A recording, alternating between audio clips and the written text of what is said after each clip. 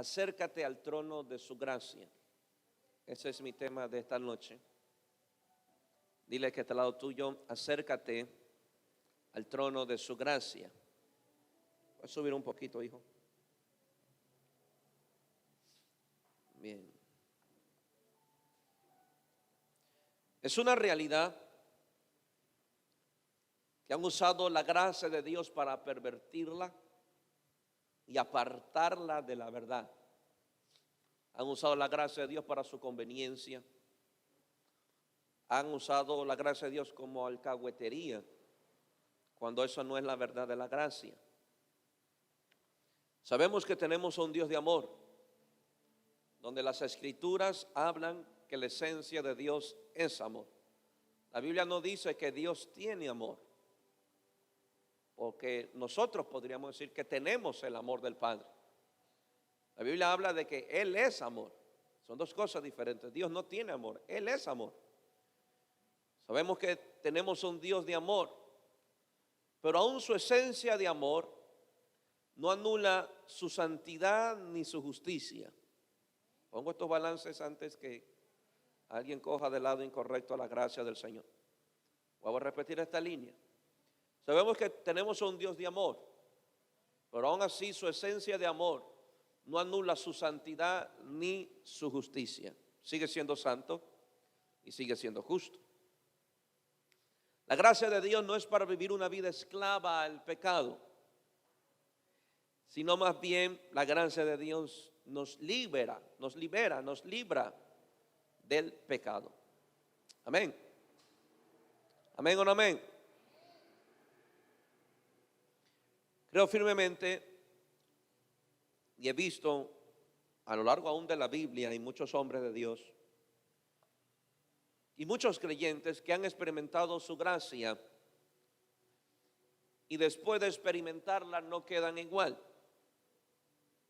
No creo en alguien que me dice que ha experimentado su gracia pero vive en el pecado o vive practicando el pecado, para ser más específico.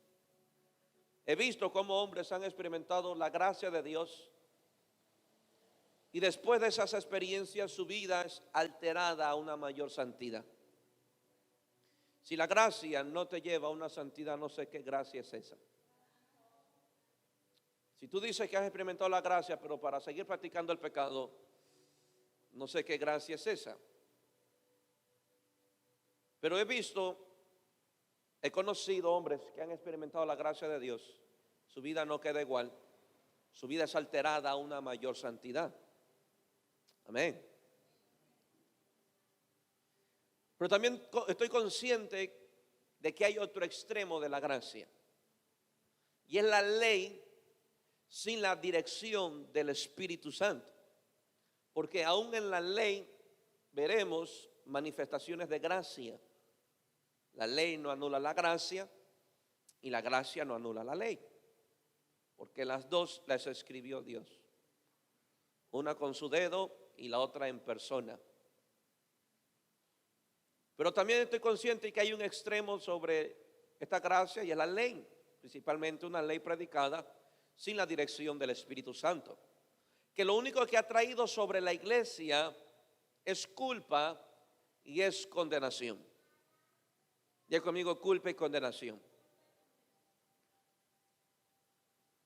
Y esta ley no necesariamente ha cogido gobierno en el corazón o en la mente del creyente por un predicador.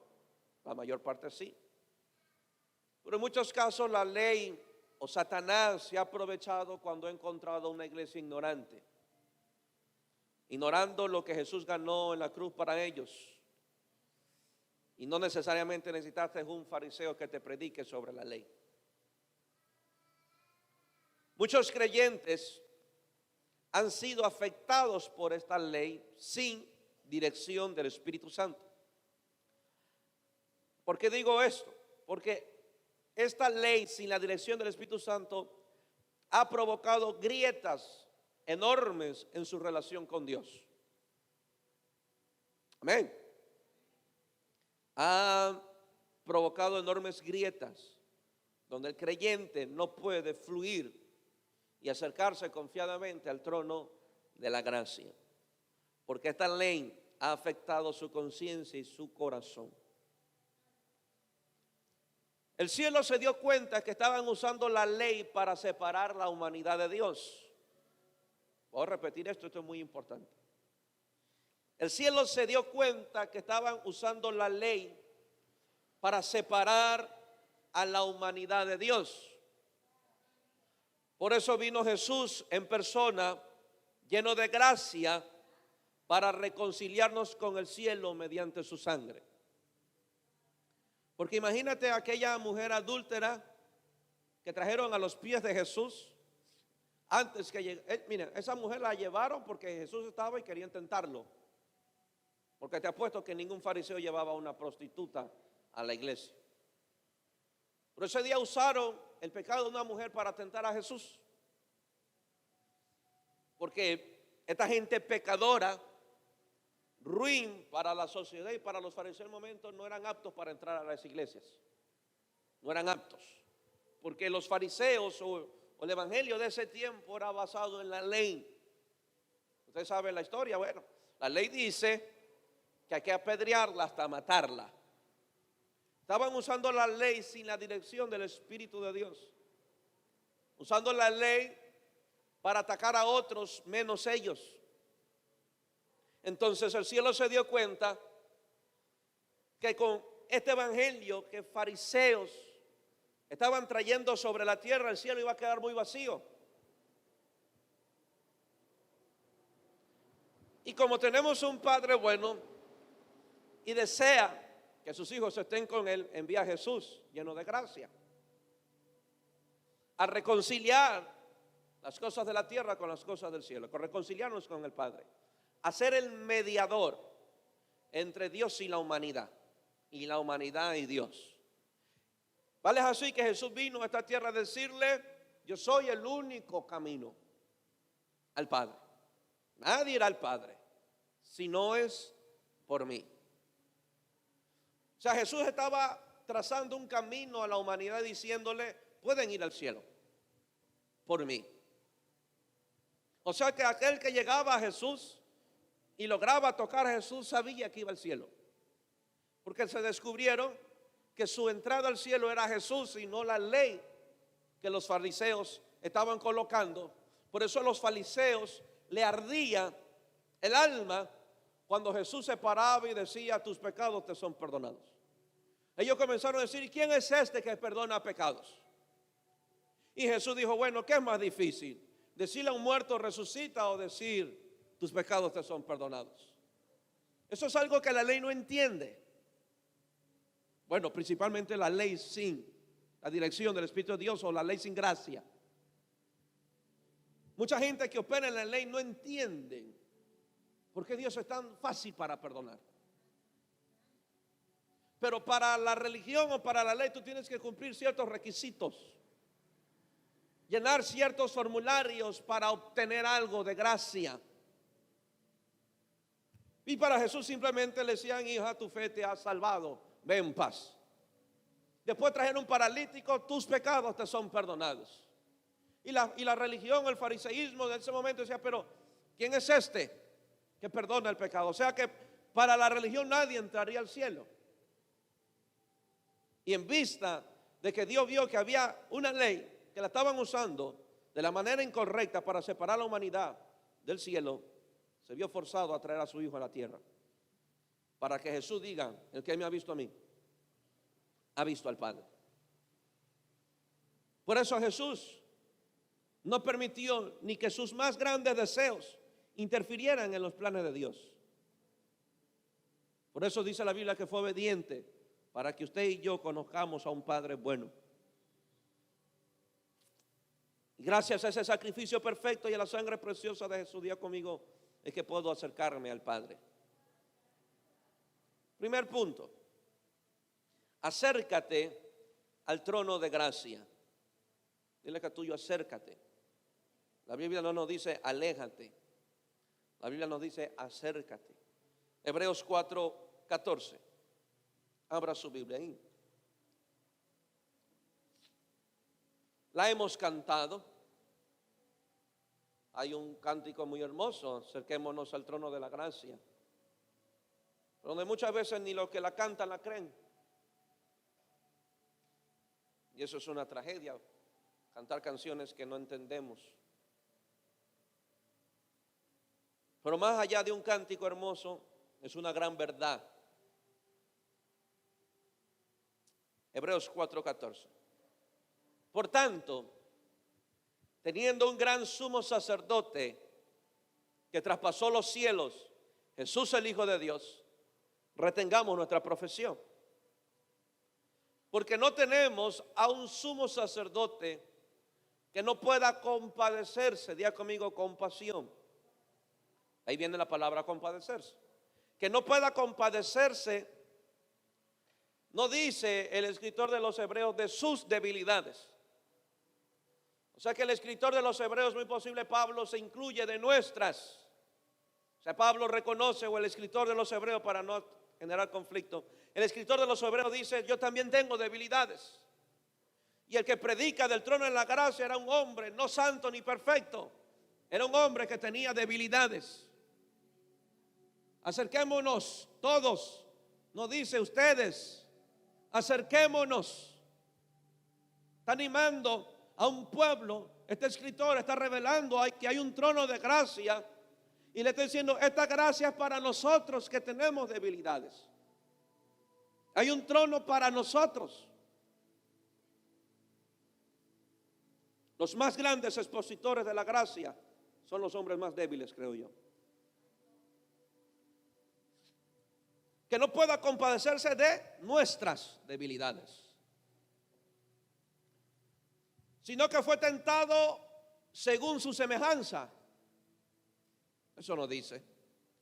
Sino que fue tentado en todo según nuestra semejanza. O sea, se involucra. Yo también soy tentado, dice el escritor. Pero él no pecó. Y después dice: acerquémonos pues confiadamente al trono de la gracia, para alcanzar misericordia y hallar gracia para el oportuno socorro. Las escrituras nos aseguran que hay un trono de gracia donde nos invita a acercarnos. Dile que a tuyo nos invitan a acercarnos. Hebreos 4:14 del 10 al 16 es una invitación a acercarnos al trono de la gracia. Pero esta invitación tiene algo específico. Y que esta invitación no es para aquellos que se creen fuertes. Esta invitación no es para santurrones. Esta invitación no es para aquellos que quieren ser perfectos o que creen ser perfectos. Esta invitación es para gente débiles que sufren tentaciones. ¿Me escuchó? Entonces debería cambiarle su perspectiva cada vez que usted se acerca a Dios. Esta invitación no es para gente perfecta, no es para gente santa. No dice el escritor: acerquémonos todos los santos y los perfectos, los que nunca hemos pecado. No, el escritor dice que este trono es para los que tienen debilidades y los que son tentados. Porque tenemos un sumo sacerdote que sabe que somos débiles y que somos tentados. Pero antes de hablarnos del trono de gracia, el verso 14 y 15 nos habla de que tenemos un sumo sacerdote que se compadece de nuestras debilidades. Te lo explico de esta manera. Si a ti nunca o todavía tienes tu madre al lado tuyo, tú no le puedes decir lo siento a aquel que perdió a su madre. Porque él te va a decir: tú no sientes nada porque tú tienes a tu madre al lado. ¿Me entiende? O sea, el que tiene a su madre viva no entiende el dolor de aquel que perdió a su madre. Nunca lo va a entender, porque no lo ha vivido y no lo ha experimentado en carne propia. No sé si me hago entender. Amén o no amén. Pero Jesús dice: yo sí lo entiendo, porque en carne propia me sentí débil y en carne propia fui tentado. O sea que yo no tengo en el cielo un sumo sacerdote que no sabe lo que yo siento hoy, o no sabe lo que yo padezco hoy. Él me entiende. Amén. No sé si me hago entender. Entonces, antes de hablarnos de un trono de gracia, nos habla de un sumo sacerdote que se compadece de las debilidades. Esto indica, y lo puse de esta manera, esto nos indica que si hay cura para nuestras debilidades y tentaciones. Amén. Dile que tuyo, si tú estás enfermo de debilidades y tentaciones, hay cura. Y esa cura se llama trono de gracia. ¿Cuántos débiles hay aquí? ¿Cuántos sufren tentaciones aquí? Dile que tuyo es suficiente trono para nosotros. Esto nos indica que si hay cura para nuestras debilidades y tentaciones, y es el trono de gracia. Cuando Jesús le dijo a los discípulos, velad y orad para que no entres en tentación, le está diciendo, acércate al trono de gracia. No los fue a condenar ni a pisotear, hombres débiles, carnales. No, Jesús le dijo, vayan a orar para que no entren. O sea, le dijo Jesús, a sus tentaciones hay una cura, y es el trono de gracia.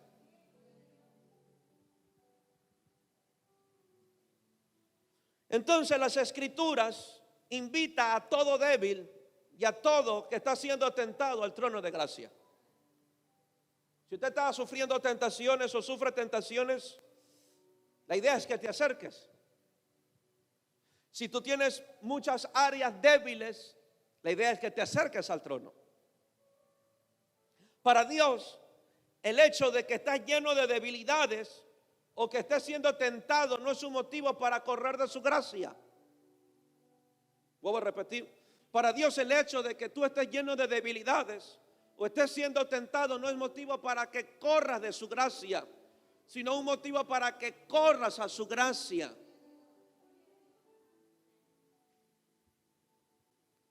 Imagínate a Pablo que diga, yo me glorío entonces de mis debilidades. Pero ¿sabe que hay muchos creyentes que tienen vergüenza de sus debilidades? Por eso no se acercan al trono, porque creen que su debilidad es una vergüenza y que Dios no los va a atender en esas áreas débiles. Pablo dijo, si hay gracia para mi debilidad, entonces me gloriaré en ellas. No tendré vergüenza de decirle a mi Dios, soy débil aquí porque necesito su gracia. Pablo dijo, encontré la solución para mis debilidades y es la gracia de Dios. ¿Usted se gloriará de sus debilidades? ¿O no las toca ante Dios? Amén. Todos tenemos áreas débiles. Y tus áreas débiles no son las que están, el que está al lado tuyo, ni las que tiene al lado tuyo son las que tú enfrentas o vives a diario. Llega un momento donde no tengamos vergüenza llegar ante Dios y decirle la pura verdad, sino que digamos, me gloriaré de mis debilidades, sabiendo que hay una gracia que es suficiente. ¿Cuándo fue la última vez que tú le dijiste al Señor tus debilidades para que esa gracia se derrame sobre tu vida? ¿O no las quieres tocar porque para ti son vergüenza? Siempre las tendremos. No hay profeta, Elías, el hombre que traía fuego, usted ni siquiera puede prender un fósforo en oración. Un hombre que tenía fuego, dice un hombre sujeto a pasiones. ¿Sabe que esas pasiones nunca le desaparecieron? Ni trayendo fuego, ni doblando un pueblo, ni cortando 800 cabezas. Las pasiones de Elías nunca le desaparecieron. Amén. Y usted anda orando para que se la desaparezcan. Y usted anda orando para que nunca más existan en su vida. Dile que es tuyo, Señor, no te va a quitar ningún aguijón. Yo te voy a dar la gracia para vencerla.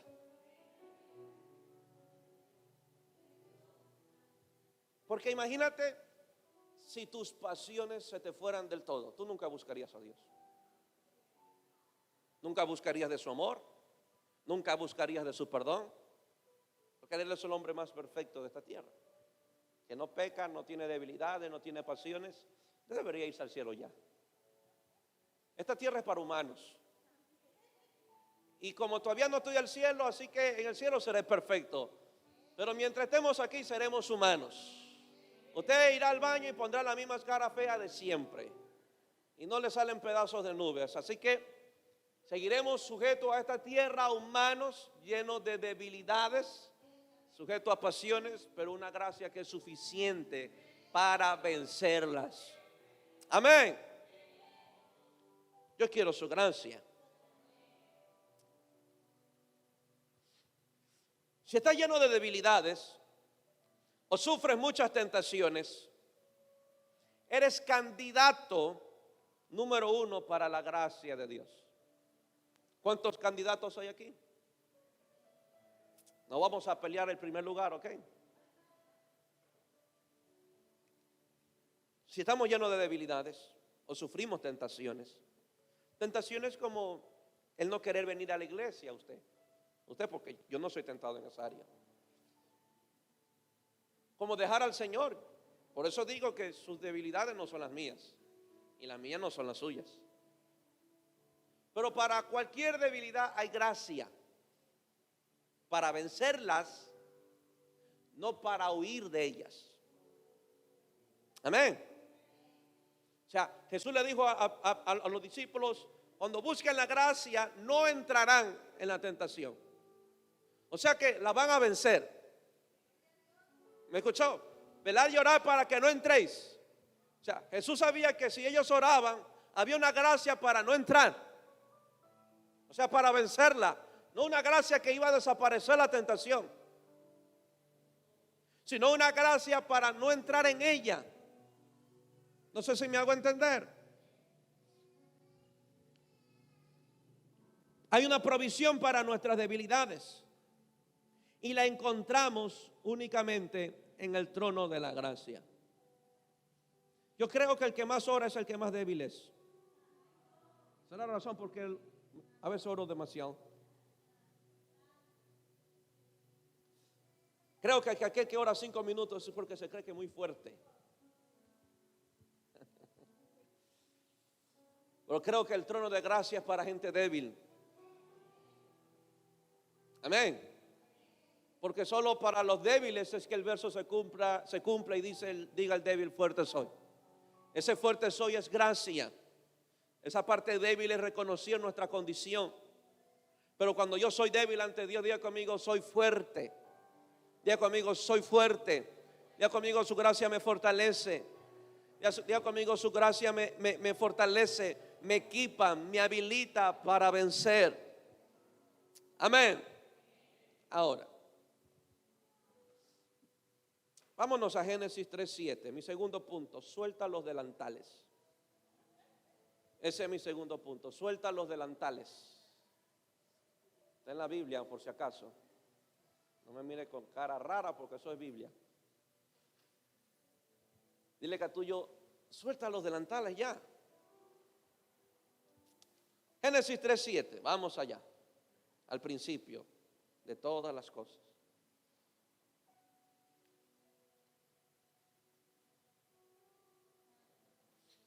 Génesis 3:7. Entonces fueron abiertos los ojos de ambos, de Adán y de Eva, y conocieron que estaban desnudos. Se dieron cuenta, imagínate, quién sabe después de cuántos siglos. Oh, estoy desnudo. Qué revelación. Diga conmigo, es que había tanta pureza que para ellos esa desnudez no era desnudez. Estaban vestidos de gloria. La gloria los cubría. Pero ese día, por cuantos todos pecaron, todos fueron destituidos de la gloria. O sea, ese día la gloria, y se vieron desnudos, pero siempre lo estuvieron. Y conocieron que estaban desnudos. Entonces cosieron hojas de higueras y se hicieron delantales. O sea, ropas. Esas hojitas que usted ve en los dibujos animados delante y atrás, ya, esos delantales. Verso 8. Y oyeron la voz de Jehová, Dios, que se paseaba en el huerto al aire del día. y el hombre y su mujer se escondieron de la presencia de Jehová entre los árboles del huerto. Amén. ¿No era más fácil ir directamente al arbusto en vez de coserse? Porque si se hicieron delantales para esconderse de Dios, ¿para qué reconcholes se fueron atrás de los arbustos? Era más fácil directamente ir detrás de los arbustos y taparse su desnudez o vergüenza. Pero ¿sabes qué? Esta escena, tal cual, se sigue repitiendo hoy en día en los creyentes que han permitido que la astucia de Satanás juntamente con la religión los separe de su creador. Voy a repetir esto. Esta es la misma escena del huerto del Edén, donde el hombre y la mujer cosen delantales y donde se esconden detrás de los arbustos después de oír a Dios, se sigue repitiendo hoy. ¿Me entiende? La Biblia dice que la presencia de Dios, la voz de Dios se paseaba por todo el huerto. Había una presencia manifestada. Había una voz hablando. Pero ellos decidieron coser los delantales y esconderse detrás de arbustos. Y esa escena sigue repitiéndose hoy. Por eso el segundo punto es: suelta los delantales. ¿Por qué digo, pastor, o por qué dice el pastor que suelte los delantales? Se lo explico con un sencillo ejemplo. Amén. Quiero que me preste atención. El día que recibiste a Jesús en tu corazón, ¿está listo? ¿Está listo? A ver si le tapo el cerebro una vez. El día que recibiste a Jesús en tu corazón, eras menos espiritual que hoy. A tal punto que no sabías ni orar, no conocías el ayuno y ni sabías lo que era vigilia. Y aún así Dios te cubrió con su sangre y su gracia.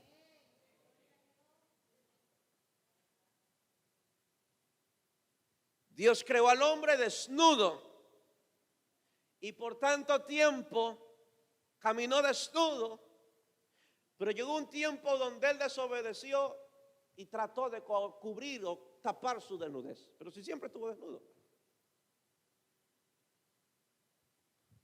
Empezamos bien y terminamos mal. Empezamos como Adán y cuando no entendemos esta verdad terminamos como Adán. Adán empezó vestido de gracia y de gloria, pero terminó fabricando sus propios delantales. El día que recibimos a Jesús éramos menos espiritual, ni espiritual éramos. Pero ese día fuimos salvos, justos, santos, sin manchas y cubiertos de gracia. ¿Y por qué ahora usted fabrica delantales para eso? No sé si me hago entender y le pido a Dios que me ayude a explicárselo porque no le está entrando, parece.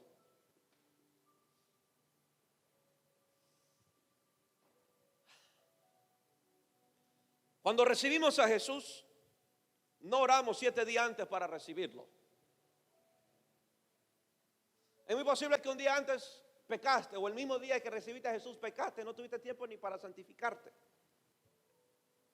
Pero por creer en Jesús y reconocer tu condición de pecador, Jesús te viste de su gloria, de su gracia, de su favor, de su perdón, de su sangre. Y ante Dios ese día que no orabas, que no ayunabas y que no vigilabas eras justo. O sea, ese día te podías morir y ibas al cielo. Sin haber orado nunca en tu vida.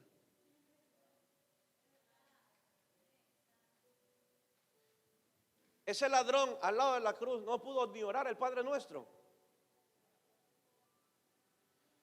Fue el hombre menos espiritual que entró al cielo.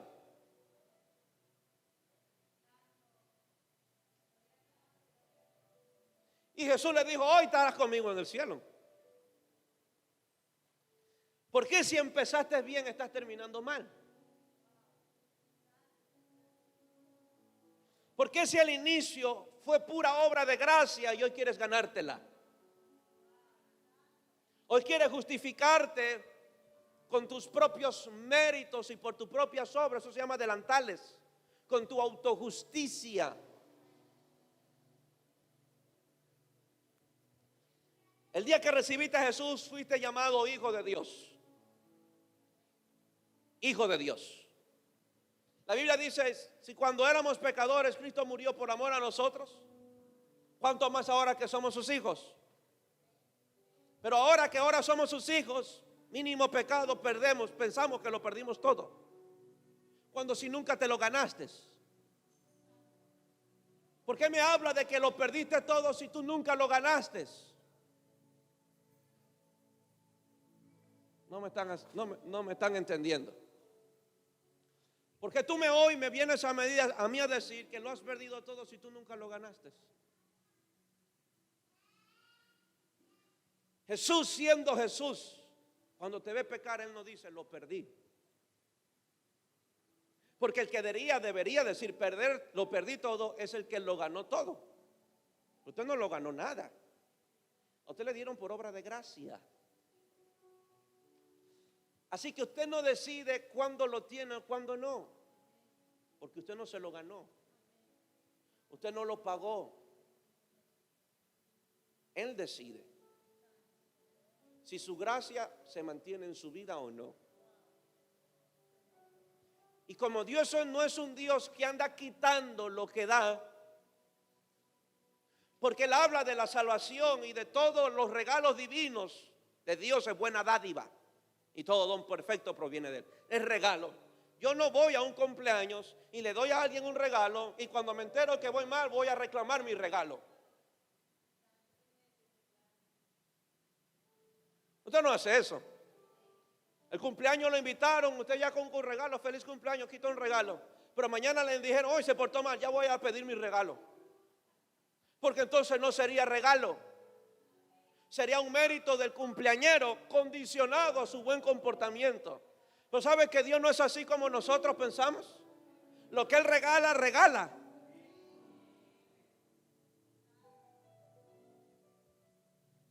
Eso es gracia. Y lo que tenemos hoy es por gracia, no porque nos lo ganamos. No es porque yo pague el precio, no es porque oré mucho o porque ayuné todos los días, es por gracia. Y a quien quiere, Él lo hace con quien quiere, como quiere, cuando quiere, y con eso no podemos discutir.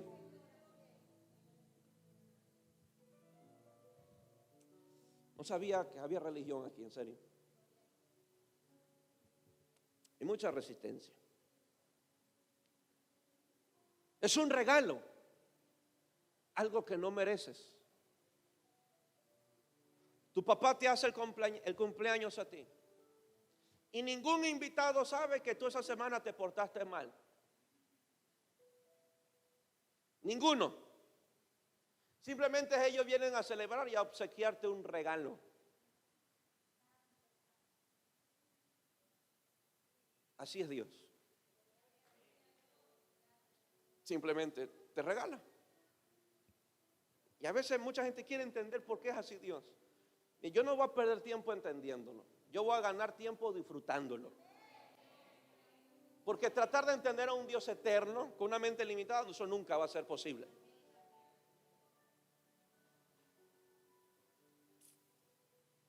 Pero hemos permitido que Satanás, como permitió Eva, seduzca, le hable mucho. Y llega a un punto que el creyente que falla o peca corre atrás de los arbustos a esconderse. Creer que ya no es digno de pasearse en el huerto, caminar como antes, sino que se esconde. Entonces, ¿por qué ahora haces delantales para presentarte ante Dios? Caminas en la autojusticia, creyendo que por tus obras serás justificado ante el Dios Santo. Por eso digo que se sigue repitiendo la misma historia. Tú no eres justificado por tus obras. Somos justificados por la obra de alguien, la de Jesús. Por esa obra de Jesús redentora es que yo soy justo y soy santo. Usted también. Pero a veces queremos justificarnos ante Dios por nuestros méritos. Amén. Mira, imagínate, por decirlo de esta manera, eras un vil pecador y ganaste salvación. Y ahora eres hijo de Dios y andas pensando que lo pierdes todo. Cuando eras peor que lo que eres hoy, te ganaste el cielo. Es que luchar con la religión es meterme en problemas. Ahora entiendo cuánto conflicto tuvo Jesús para traer mensaje de gracia a un mundo infestado de religión. Eras peor que hoy. Ah, pastor, pero cuando yo era pecador no cometí el pecado que ahora cristiano.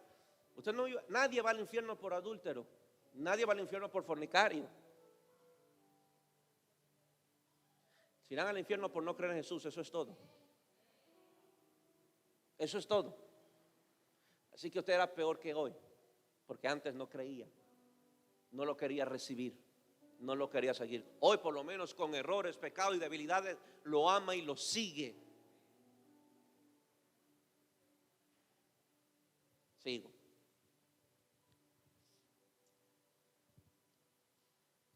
Aunque hay creyentes que se siguen haciendo delantales, se esfuerzan por estar vestidos por sus propias obras. Por eso siguen teniendo miedo y se siguen escondiendo de su Creador. Eso es muy notorio. Alguien peca y usted lo va a ver cómo empieza a esconderse de la iglesia y del Señor. Porque pensaban que todo lo que tenía antes de pecar fue porque se lo ganaron.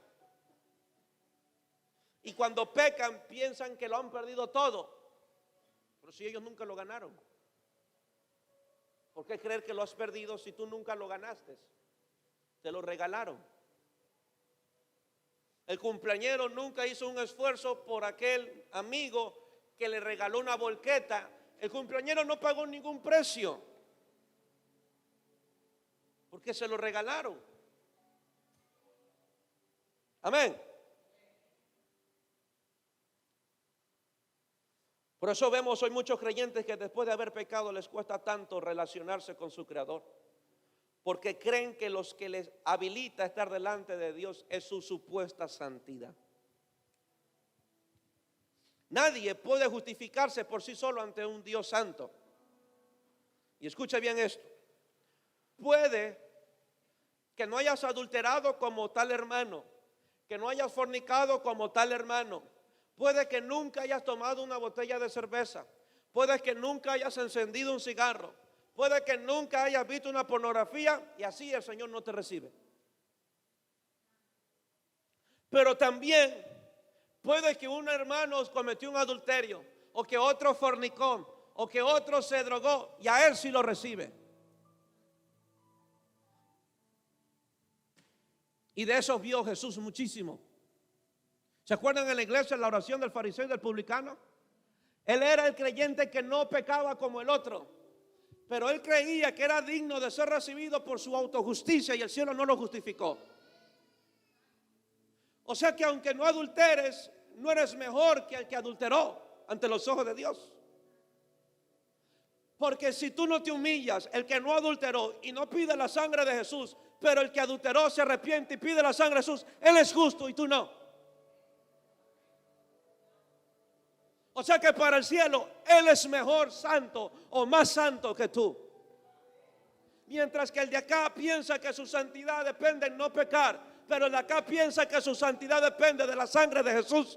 A este es el cielo, a este el cielo lo justifica y lo recibe.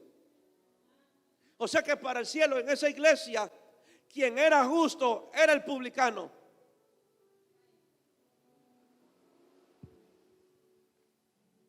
Imagínate, el cielo le dice, oye, este es más justo que tú. Ah, pero no diezma, pero este hombre peca, adultera y fornica. Se humilló, pidió la sangre y yo le di gracia. Y sale lo mismo, te sirvo desde años. Nunca he faltado a mis diezmos. Yo nací y lo primero que vi fue la cruz. ¿Sabe lo que dice Dios? Ese es tu problema. Tu autojusticia.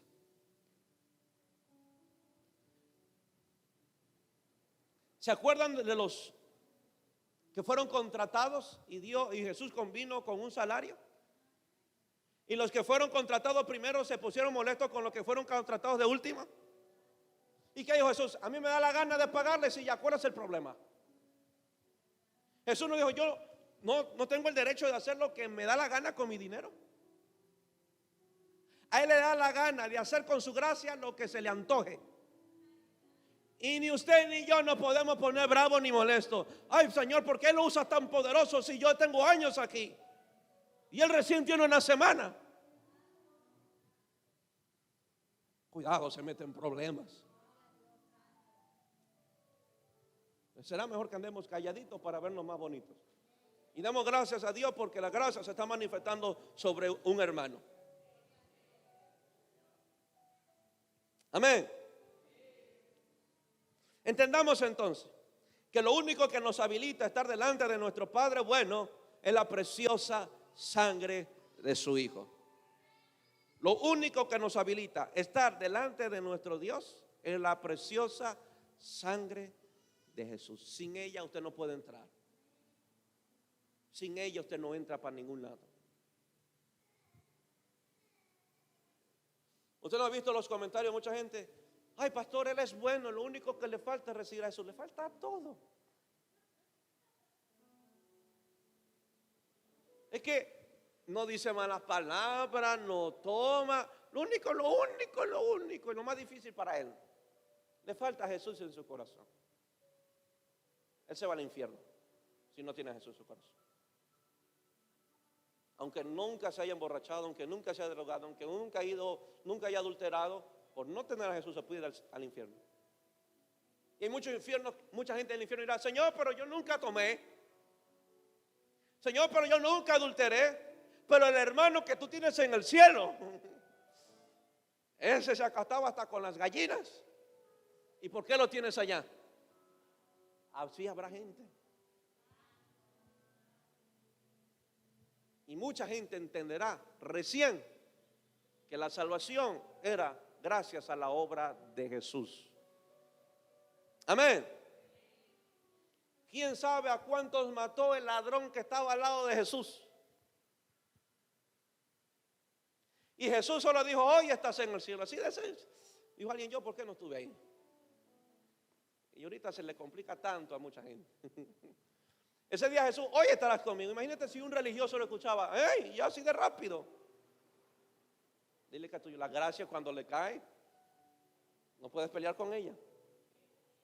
3, tercer punto. Ponte la túnica de Dios. Dile que te lo tuyo, ponte la túnica de Dios.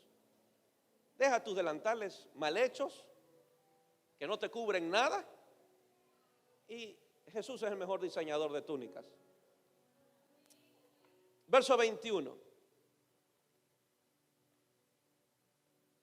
Y Jehová Dios hizo al hombre y a su mujer túnica de pieles y los vistió. Y los vistió. Dios ya tenía la provisión para redimir a Adán de su pecado. El problema fue que quiso justificarse sin estar delante de Dios. Ese fue el problema de Adán. Tratar de justificarse, cosiendo hojas. El pecado de Adán no asustó a Dios. Más bien su pecado provocó que la presencia de Dios se manifestara. Voy a repetir. O sea, cuando Adán agarró ese fruto y lo masticó, la presencia de Dios no salió del huerto. Se paseaba buscándolo, llamándolo. Adán, ¿dónde estás? Ay, lo perdí todo. Dígaselo a Adán que no había perdido la presencia de Dios. Más bien la presencia de Dios lo estaba persiguiendo al hombre. Era el hombre que se estaba escondiendo. Oh, creo que Adán me daría una ofrenda si conociera esta verdad. Adán, ¿qué hiciste? Te hubieses quedado ahí a pedir perdón. La presencia no se marchó, no se fue. No le dijo Dios a Adán, ahí te quedas y verás lo que haces, pero yo no voy a estar en esta tierra. No, su pecado dijo, y cuando ellos pecaron, la presencia de Dios se comenzó a pasear por todo el huerto llamándolo. Adán, ¿dónde estás? Adán, ¿dónde estás? Pero ellos estaban escondidos. Tú no pierdes la presencia, tú te escondes cuando pecas. La presencia no la pierdes. Porque si tu pecado asusta la presencia, Dios nunca hubiese mandado a su Hijo. Pero lo mandó a caminar entre nosotros. Y caminando entre nosotros, dice la Biblia, vimos su gloria. Imagínate, entre hombres pecadores, inmundos, vimos su gloria.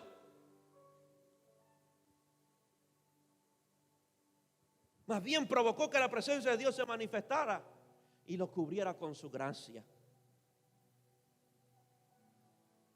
Amén. En el Edén hubo el primer derramamiento de sangre para limpiar de pecado a Adán. Y como consecuencia sería vestido con la gracia de Dios. Ese animal muerto era la representación de lo que iba a hacer Jesús en la cruz del Calvario. Pastor, entonces si esto es así, ¿por qué Adán no se quedó en el Edén? El problema de Adán fue no reconocer su pecado. Por ese motivo fue expulsado del Edén. La presencia de Dios estaba, la provisión para su salvación y redención estaba, pero él no quiso reconocer su pecado. Por eso fue expulsado del Edén. La provisión para la salvación sigue estando vigente. La provisión para la redención sigue estando vigente. Pero gente se irá al infierno por no reconocer su necesidad de Jesús en el corazón, aunque esté la provisión. La provisión estaba en el Edén, pero él, por no reconocer que necesitaba el perdón de Dios, fue expulsado. La provisión ya vino a la tierra, pero mucha gente, por no reconocer su necesidad de Jesús, irá para el infierno. No pueden echarle la culpa a Dios. Ya la provisión estaba hecha. Tu provisión está hecha para que camines en libertad y en confianza ante el trono de la gracia. Aunque haya la solución para el pecado del mundo, muchos irán al infierno lamentablemente por no reconocer su pecado de no creer en Jesús.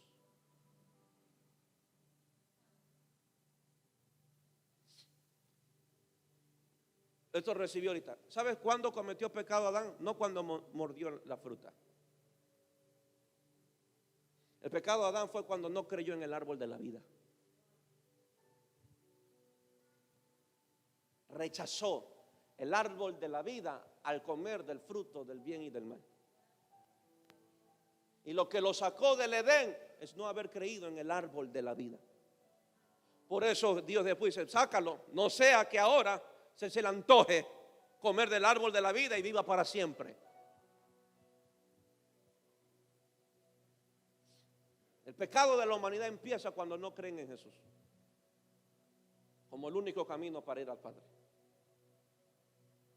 Adán pecó cuando rechazó el árbol de la vida, porque Jesús le dijo, puedes comer todo, pero de este no comas, y justo de ese fue a comer, rechazando el árbol de la vida.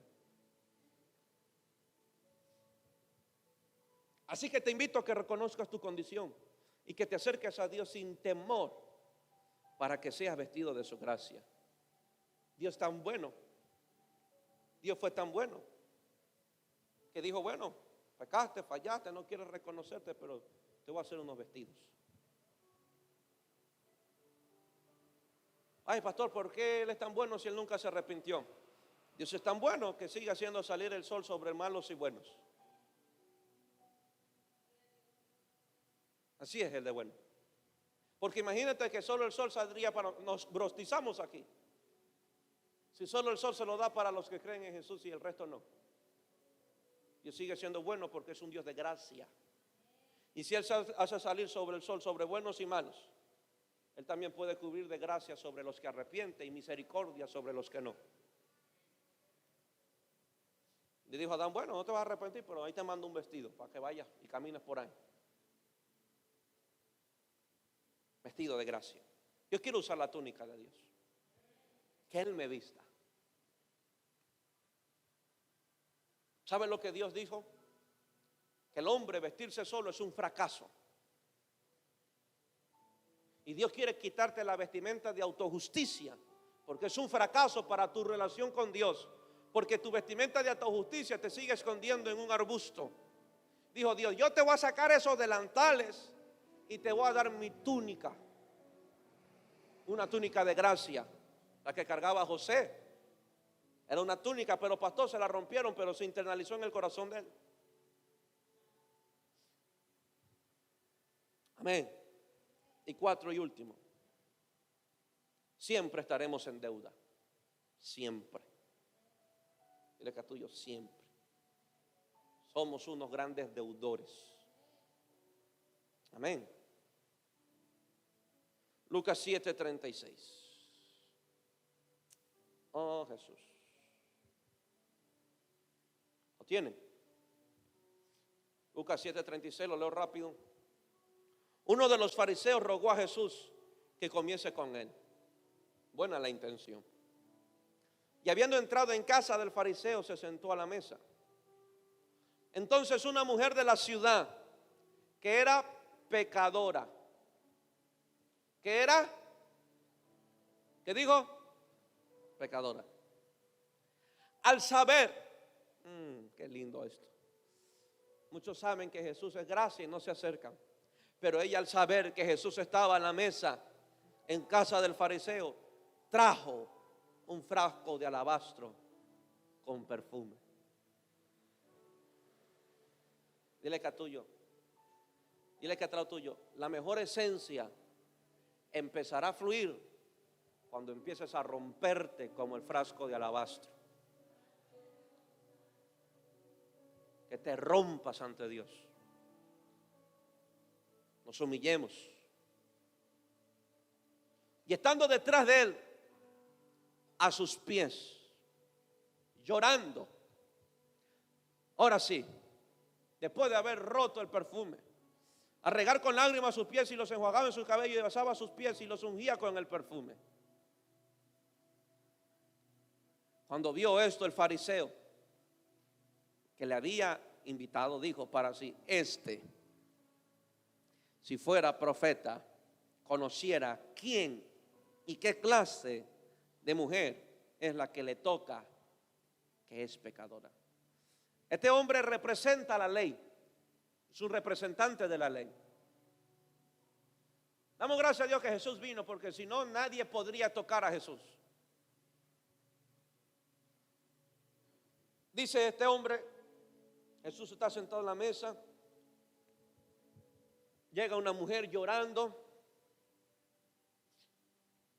trae un frasco de alabastro, lo rompe, lo vacía en los pies de Jesús, comienza a enjuagar con lágrimas, con su cabello, le comienza a ungir los pies.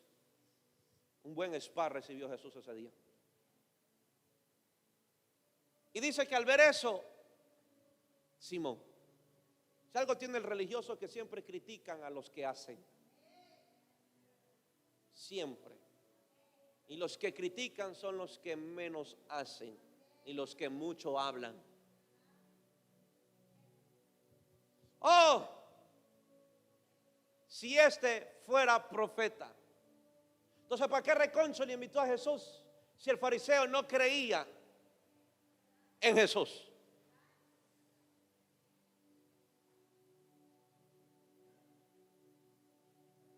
Oh, si este fuera profeta. ¿Sabe por qué no era profeta para los ojos de los fariseos? Porque recibían en sus pies a una pecadora. Por eso ya no era profeta. Porque para ellos profeta es el que no toques a los ungidos. Debes sentarte en la última fila. Te pongo en una percha con letras rojas por no haber diezmado. Eso para ellos sería un gran profeta. ¿Saben por qué para ellos no era profeta? Porque recibía a los más malos, abrazaba a los más pecadores y se dejaba tocar por las rameras. Por eso para la ley ellos no son profetas. Por eso la gente chilla, la religión chilla cuando Jesús sale a las calles a abrazar a la gente. Siempre critica y habla de más cuando ve a Jesús abrazando al que nadie abraza. Y para ellos, los del camuflado son los más demoniados.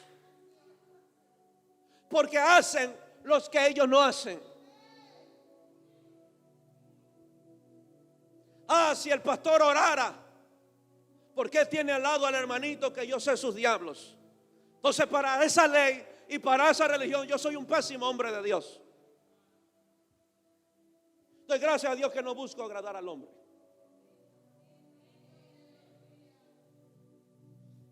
Yo no soy o yo no dejo de ser espiritual porque abrazo a aquel a quien tú conoces los pecados. Porque a Jesús le pasó eso. Este no es profeta. Porque si supiera, si fuera profeta, supiera que al hermanito, a ese que le llama hijo, o al que tiene al lado, supiera que qué pata cojea. Oh, si el pastor orara. Oh, si el líder orara. Oh, ¿por qué el pastor no siente y no corrija a fulano? Es que el pastor no está orando.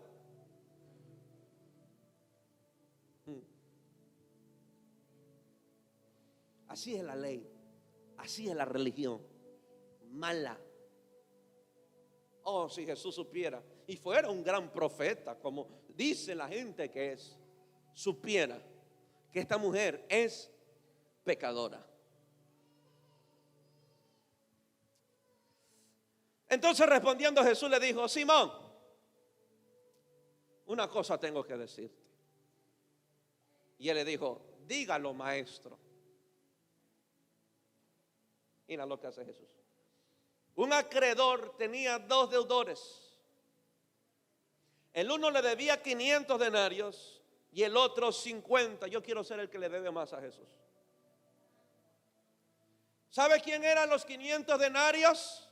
La pecadora.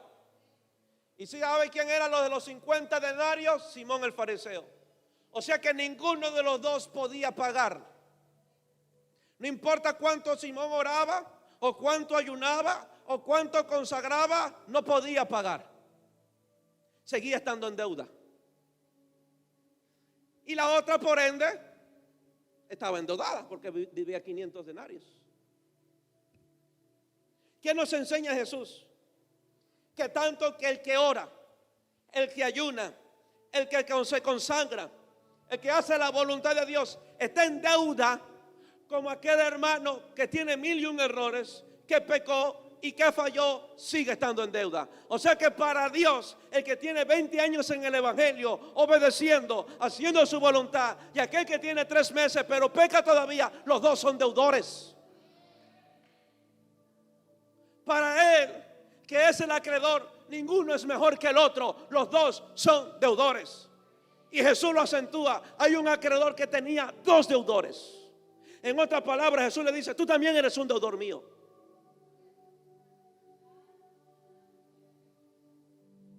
Así que aquí estamos puros deudores. Y nadie es mejor que nadie. No importa cuánto ores, si le sigues debiendo. No importa cuánto ayunes, sigues debiendo. Y no importa si fallaste, sigues debiendo. Estamos en el mismo saco de los deudores. Somos así. No podemos hacer nada. Y la única forma de, podríamos decir, pagarle a Dios es con nuestras vidas. Amándole, sirviéndole.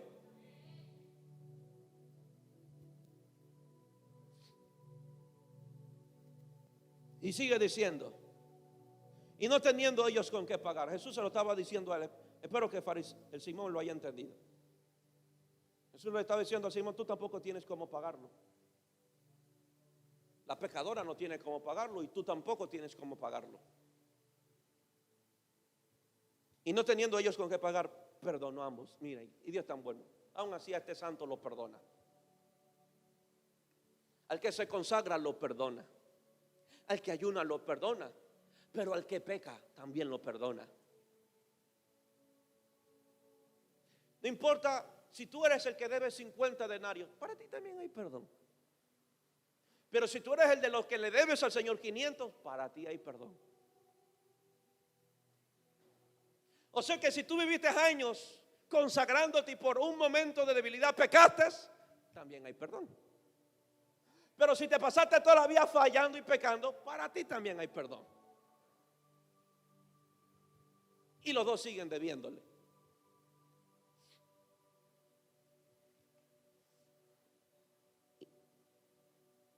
Di pues, le dice Jesús, ¿cuál de ellos amará más? La gente que ama más es la gente más endeudada.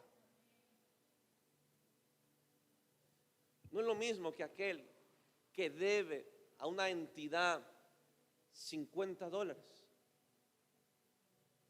No es la misma alegría que aquel que debe $5,000. Y que del banco al que debe $5,000 dicen, tu deuda ya fue cancelada. Pero mira la reacción aquel que el banco le llama y le dice al de 50, tu deuda de $50 fue cancelada. Chéverísimo. Pero el de 5,000 no sabe, salta de alegría porque no tenía cómo pagarlo. La gente que debe más es la que más ama al Señor, la que más fiel es, la que más le sirve, la que más apasionado es, porque no tenía cómo pagarlo, pero Jesús le pagó su deuda. Yo ya no soy deudor del diablo. Yo le debo a mi Señor y le pago con mi vida, con mi amor, y seguiré pagándole. Y mañana le volveré a pagar con mi vida, y pasado le volveré a pagar con mi amor, porque siempre estaré en deuda con Él. Yo no dejo de servirle, no dejo de amarle, porque sé lo endeudado que estoy. Él me compró con precio de sangre. Jesús le dijo a este hombre, tú también me debes. Y vuelto a la mujer dijo a Simón, ¿ves a esta mujer? ¿Ahora entiende? Cuando Jesús dijo, ¿quién amará más? Y Simón dijo, el que le fue perdonado más. Pues es que Simón no entendía el mensaje directísimo de Jesús para él. No estaba usted porque usted hubiese dicho, Jesús me la está dedicando. Jesús se la estaba dedicando a él. ¿Qué dijo Jesús al terminar esta enseñanza? Que al que más le fue perdonado es el que más amará. ¿Sabe lo que le dijo? Simón, tú crees que no debes recibir mucho perdón, por eso no me amas como esta mujer. Esta mujer, enseguida llega la comparación, esta mujer a que tú llamas pecadora, entré en tu casa y no me diste agua para mis pies, mas esta ha regado mis pies con lágrimas y los ha enjugado con sus cabellos. No me diste beso, mas esta desde que entré no ha cesado de besar mis pies. No ungiste mi cabeza con aceite, mas esta ha ungido con perfume mis pies. Por lo cual te digo que sus muchos pecados le son perdonados, porque amó mucho. Mas aquel a quien se le perdona poco, poco ama.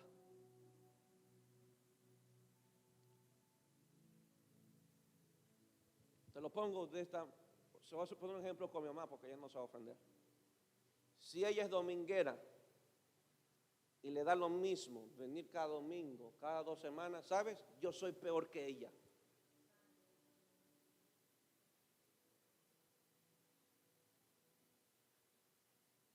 De acuerdo a la enseñanza de Jesús, al que se le perdona más, ama más. No entendieron la cachetada.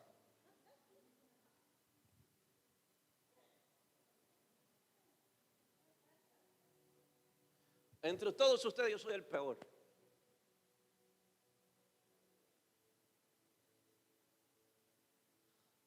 Pero el que no es fiel es porque ama menos.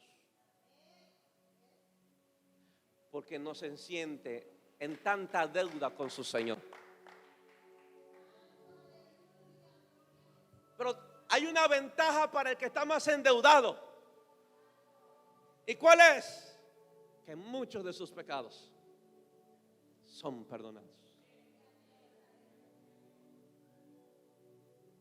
Y hay una ventaja para el que está más endeudado. Jesús se deja tocar.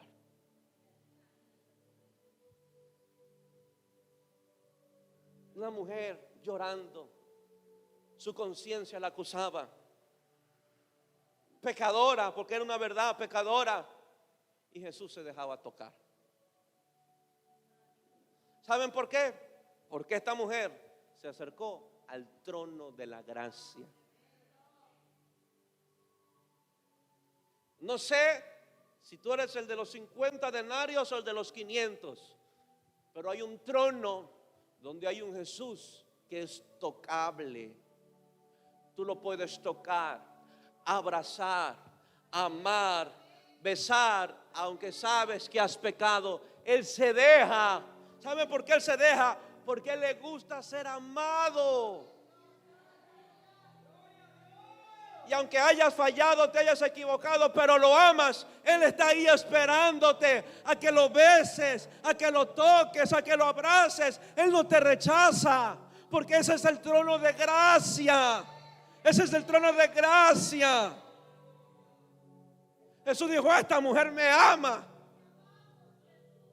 Por eso le digo, muchos de sus pecados te son perdonados. Qué maravilloso trono. Qué maravilloso trono. Un trono de gracia. Mira, imagínate. Muchos hombres andan diciéndole por ahí a la gente: no toquéis a los ungidos. Y Jesús se dejaba tocar. Jesús era abrazable. Yo he visto: ay, no te me acerques, tú estás en disciplina.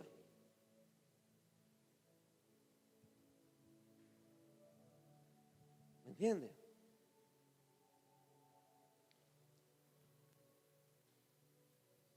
Un día alguien me dijo: no te me acerques. Pero gracias a Dios que me podía acercar a Jesús.